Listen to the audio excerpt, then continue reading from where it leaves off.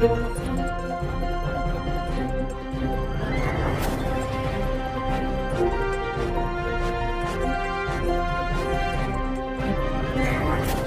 જોઈ રહ્યા છો પ્રજાના પ્રશ્નોને વાચા આપતું મિસ્ટર ગુજરાત ન્યૂઝ।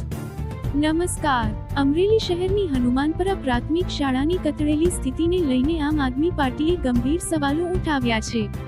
ના પ્રદેશ સંગઠન મંત્રી નિકુંજ સાવલિયાએ શાળાની મુલાકાત લઈ શાળાની વ્યવસ્થાને લઈને ચિંતા વ્યક્ત કરી છે। આમ આદમી પાર્ટીના જણાવ્યા મુજબ શાળામાં 9 વર્ગો સામે માત્ર 2 જેટલા ઉપયોગી રૂમની વ્યવસ્થા છે। કેટલાક વિદ્યાર્થીઓ જમીન પર તો કેટલાકને ઓસરી અને ભોજનાલયના રૂમમાં બેસાડીને ભણાવવાની ફરજ પડી રહી છે। એક વર્ગખંડ જર્જરિત હોવાથી તેનો ઉપયોગ થઈ શકતો નથી। શાળામાં ગંદકી, વરસાદી પાણી ભરાવાની સમસ્યા, યોગ્ય કમ્પાઉન્ડ વોલ અને ગેટનો અભાવ હોવાના પણ આક્ષેપ કરવામાં આવ્યા છે। સૌથી ગંભીર આક્ષેપ વીજળી અંગે છે। ના જણાવ્યા મુજબ વીજળી ચાલુ કરતા દરવાજા અને રેલિંગ સહિત બિલ્ડિંગના કેટલાક ભાગોમાં કરંટ આવતો હોવાની ફરિયાદ સામે આવી છે, જેના પગલે વિદ્યાર્થીઓ અને શિક્ષકોની સુરક્ષાને લઈને સવાલો ઉઠ્યા છે। એએપીએ સરકાર પાસે શાળાની તાત્કાલિક તપાસ કરી તમામ ખામીઓ દૂર કરવાની માંગ કરી છે અને સવાલ કર્યો છે કે બાળકોને સુરક્ષિત વર્ગખંડ અને મૂળભૂત સુવિધાઓ ક્યારે મળશે। રિપોર્ટર સરફરાઝ ખોખર, અમરેલી। સત્યતાની સાથે સ્પષ્ટ વાત।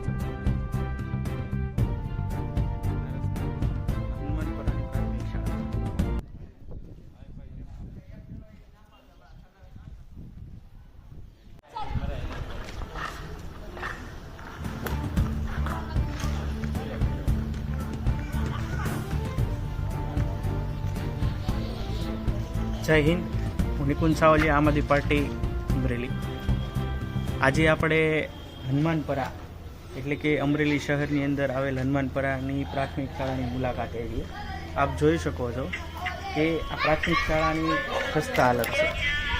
તમને આગળ અંદરથી દેખાડીએ, બહારથી દેખાડીએ। આ એનો કોડ છે અને આ એમના ટોયલેટ છે, જે મોબાઈલ ટોયલેટ છે, અને ઉંદરડાની વાટા મારે છે। જોયું, જાણ્યું બધું। હવે તમને અંદરને એક દ્રશ્ય દેખાડીએ।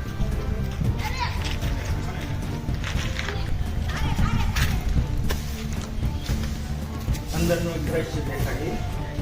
આ પ્રિન્સિપલ મેડમની ઓફિસ છે। તો અહીંયા આવો।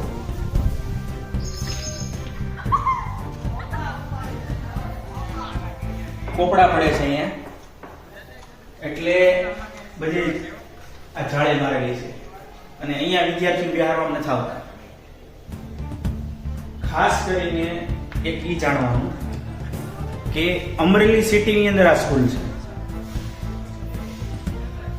અહીંના ધારાસભ્યો, મંત્રી પદ, મોટા મોટા નેતાઓ, અને હમણાં જ 15મી ઓગસ્ટનો તહેવાર કે જે દેશભક્તિનો છે અને આપણા માટે ગર્વની વાત છે, 15મી ઓગસ્ટ એટલે આઝાદીનો પર્વ, એ અમરેલીમાં ઉજવવામાં આવ્યો અને અમરેલીના આંગણે જ સ્કૂલોની ખસ્તા હાલત છે, જ્યારે આ પર્વની પાછળ કરોડો રૂપિયાનો ખર્ચ કરવામાં આવ્યો। તમને આગળ દેખાડું કે આ રૂમ છે, આની બાજુમાં બીજો રૂમ છે, આ એક અહીંયા રૂમ છે। આ રૂમમાં વિદ્યાર્થીઓને બેસાડતા નથી। આ રૂમ છે, અહીંયા જો આ ખસ્તા હાલત છે, જાળે મારેલી છે, જોઈ લે। અહીંયા આગળ બાલવાટિકા અને પહેલા ધોરણને બેસાડવામાં આવે છે। બીજી વસ્તુ કે અહીંયા લાઇટ ચાલુ કરવામાં નથી આવતી। તમને ખાસ કહી દો, જર્જરિત છે। લાઇટ ચાલુ એટલા માટે કરવામાં નથી આવતી કે લાઇટ ચાલુ કરે ને તો તમામ જગ્યાએ કરંટ આવે છે। આ જાળી છે, ગ્રીલ છે, તેમાં તમામ જગ્યાએ કરંટ આવે છે, એટલે ક્યાંય લાઇટ ચાલુ કરવામાં આવતી નથી। આવો અહીંયા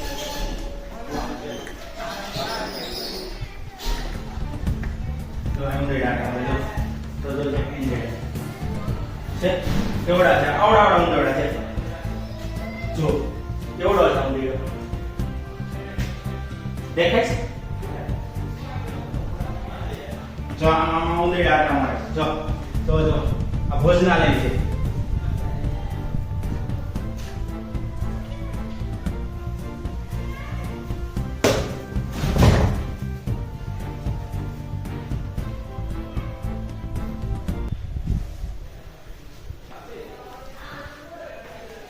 પાણી ને પીવાનું જો રેડી ગયો જો ચાલુ નથી ક્યાંય ક્લબ દીધેલા નથી કેમ કે બધી શોર્ટ આવે છે એટલે ત્યાં સ્માર્ટ બોર્ડ છે પણ ક્યાંય યુઝમાં નથી. એ સોશિયલી છે બે જ રૂમ બહારથી આ ઓસરી છે ઓસરીની અંદર બેસાડવામાં આવે છે અને ત્યાં આગળ બેસાડવામાં આવે છે. ખાસ તમે જોઈ લો છેલ્લા 32 વર્ષના શાસનમાં અમરેલી શહેરની સ્કૂલ છે. અમરેલી શહેરમાં આવતી આ સ્કૂલ અને એમાંય હનુમાનપરા વિસ્તાર એટલે કઈ નાનો હુનો વિસ્તાર નથી. હનુમાનપરા એટલે સારામાં સારો વિકસિત એરિયો કહેવાય કે સારા લોકો ત્યાં રહે છે.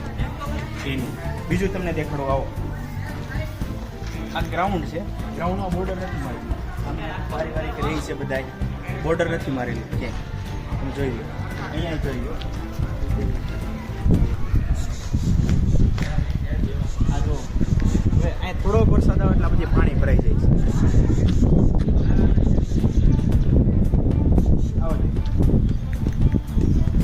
આ જાહેર શૌચાલય જેવું જોઈ લો.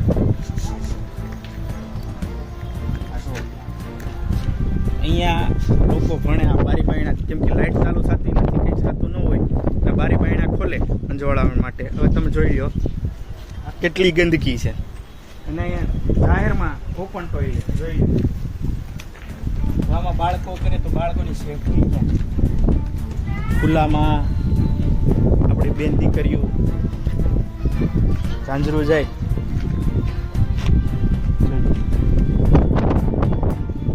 સરકારને એવું હોય કે આને વ્યવસ્થિત કરવી છે કે આને બીજી જગ્યાએ ટ્રાન્સફર કરીને બનાવવું. બીજી જગ્યાએ ટ્રાન્સફર ન કરી શકતા હોય તો ટેમ્પરરી બેઝ અહીંયા સરકારે પોતાની માટે ટેમ્પરરી એસી ડોમ બનાવી શકે છે.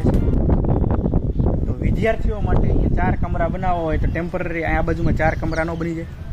અહીંયા પાડીને પછી કન્સ્ટ્રક્શન ન કરે.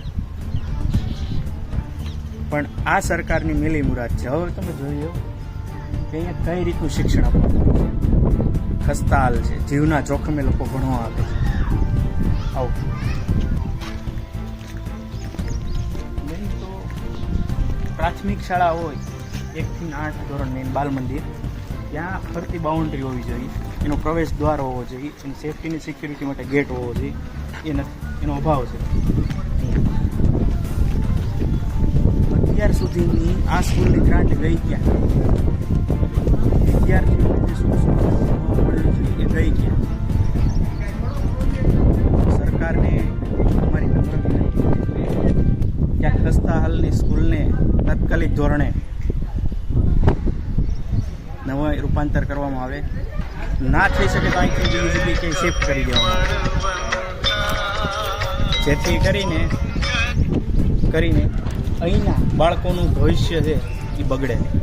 જય ભારત, જય મા સરસ્વતી.